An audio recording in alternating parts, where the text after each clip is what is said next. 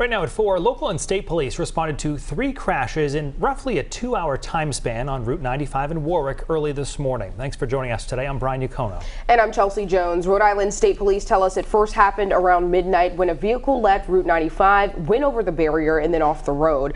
Police say in this instance there was no injuries or arrest. In order to get that car back on the road, though, police say they had to shut down 3 lanes of traffic and say that's when a driver rear-ended a state police cruiser at the scene.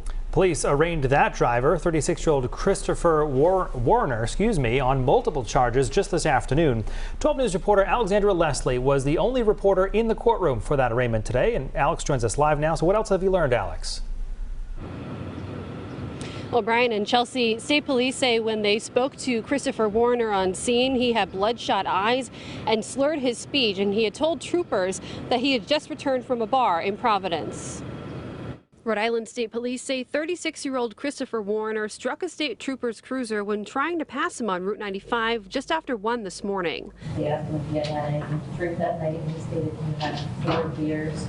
Troopers say Warner showed signs of intoxication and they smelled alcohol on his breath. Police say 2 chemical tests performed just before 2:30 a.m. revealed he had a blood alcohol content of .228 and .235. That's more than 3 times the legal limit. Police say the trooper, who was in his cruiser at the time it was hit, was initially knocked unconscious.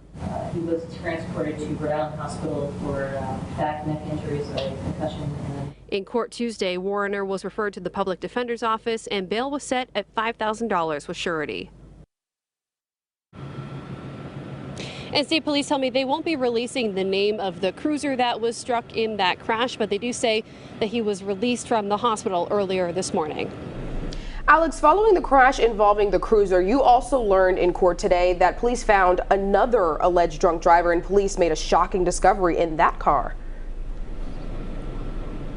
Yeah, so Chelsea, since noon, we've clarified the timeline of events. So state police tell me they had to divert traffic off of Route 95 and onto Route 37 when that cruiser was hit. Now, while that traffic was being diverted, they saw a car coming towards them around 2:10 a.m. that had heavy front end damage and that even was driving on one of the rims of its tires. Now, state police pulled over that car, and that's when they discovered 25-year-old Kenley Cologne, seen here being cuffed by state police. We learned in court she had a baby in the car and alcohol was also found on her seat. State police tell us that this driver was also found to be more than 3 times over the legal limit, and police tell me the 3-month-old was taken to Hasbro Children's Hospital as a precaution but was ultimately found to be okay. Cologne pleaded not guilty in court to these charges and her license was suspended. Chelsea and Brian. Alex, a lot of evolving details, a lot to keep track of. Thank you for that. Crash involving a Rhode Island state trooper is under investigation tonight. Police were trying to get a car back onto the road that had veered off Route 95 in Warwick close to midnight when a cruiser was hit about an hour later. Now a Coventry man is facing multiple charges for allegedly rear-ending that trooper's cruiser. 12 News reporter Alexandra Leslie was the only reporter in the courtroom today. She joins us now with what else she's uncovered. Alex? Well, Shannon and Mike, state police tell me that first crash you mentioned caused a chain reaction of events overnight. And in the process of diverting traffic from that cruiser wreck, they discovered a 3rd driver that had crashed elsewhere, not on Route 95. And that driver couldn't recall to police what had happened. That driver is 25-year-old Kenley Cologne, seen here being handcuffed. State police tell me she had heavy front-end damage to her car, so bad she was driving on the rim of her tire.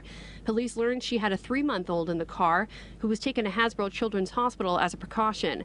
Cologne, who police say showed obvious signs of intoxication, submitted to a chemical test, which revealed a BAC of more than 3 times the legal limit. Cologne pleaded not guilty and had her license suspended. About an hour before that, state police say a cruiser helping to block lanes of travel from an earlier crash was rear-ended. Police say the trooper was knocked unconscious. He was transported to Rhode Island Hospital for back neck injuries, a concussion. State police say when they talked to the driver, Christopher Warner, he had bloodshot eyes and slurred speech and told troopers he had just come from a bar in Providence. They asked him if he had had anything to drink that night, and he stated he had 4 beers.